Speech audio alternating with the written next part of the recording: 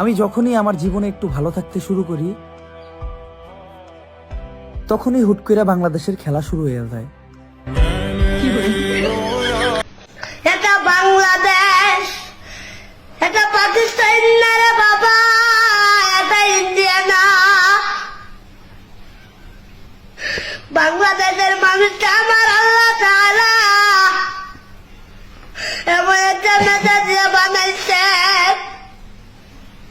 যারা কারাটা খায় না, কারাটা লড়ে না, সুযোগ পাইলে রাজ্যওয়ালা বাস তারে তারে।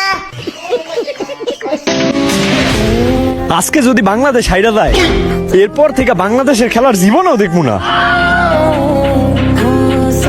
এই একই কথা প্রত্যেকবার বলার পর খেলার দিন সবার আগে খেলা দেখতে বসে যাওয়া নির্লজ্জ আমি।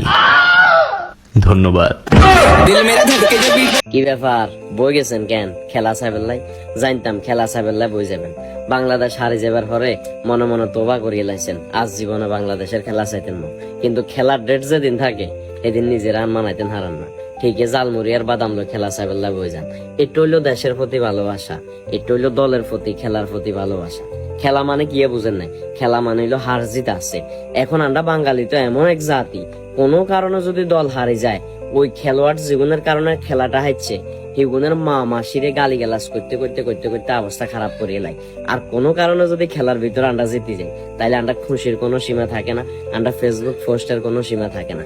যাই হোক, কথা হিয়ান না, কত হইলো বাংলাদেশ বালা খেলক আর খারাপ খেলক, আই হাইলেও বাংলাদেশ, জিতলেও বাংলাদেশ, আর বেশি হাইলে আমেরিকা।